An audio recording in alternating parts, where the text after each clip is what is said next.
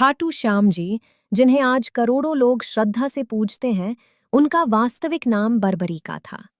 वे महाभारता काल के एक महान योद्धा और परम भक्त थे। उनकी कहानी केवल वीरता की नहीं, बल्कि त्याग, धर्म और भक्ति की सबसे अद्भुत मिसाल है। जन्म और वंश।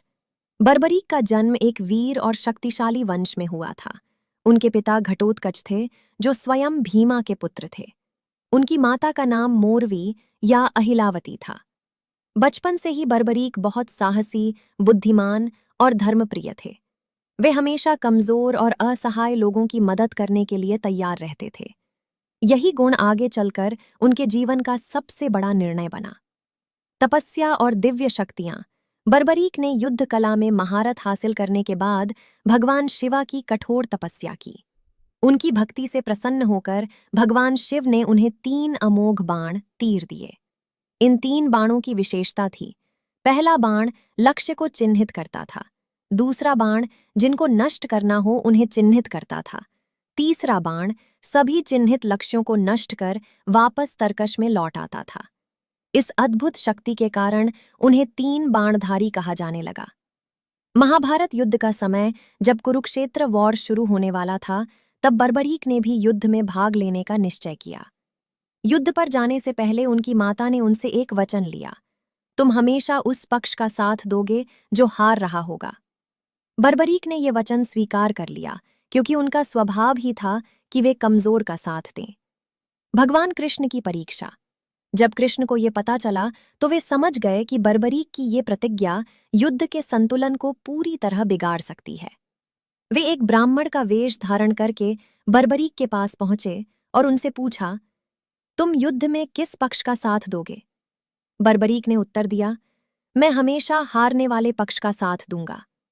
भगवान कृष्ण ने उनकी शक्ति की परीक्षा लेने के लिए कहा, क्या तुम इस पीपल के पेड़ के सभी पत्तों को एक ही बाण से भेद सकते हो?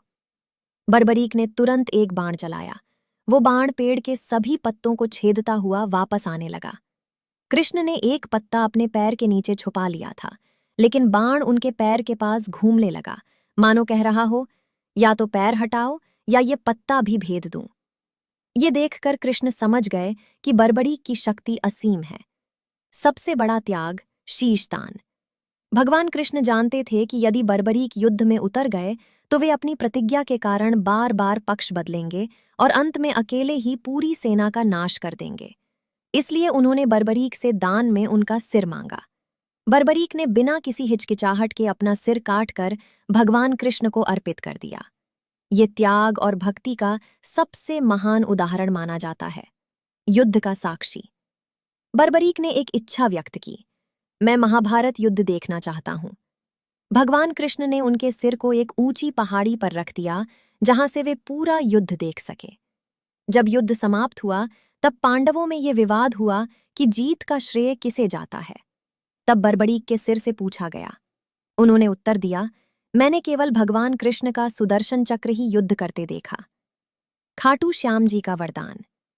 बर्बरीक के इस महान त्याग से प्रसन्न होकर भगवान कृष्ण ने उन्हें वरदान दिया, कलयुग में तुम श्याम नाम से पूजे जाओगे और हारे हुए लोगों का सहारा बनोगे।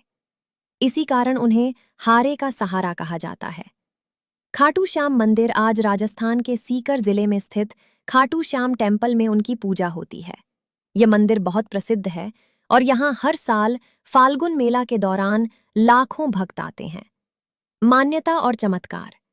भक्तों का मानना है कि जो सच्चे मन से श्याम जी को याद करता है, उसकी हर इच्छा पूरी होती है।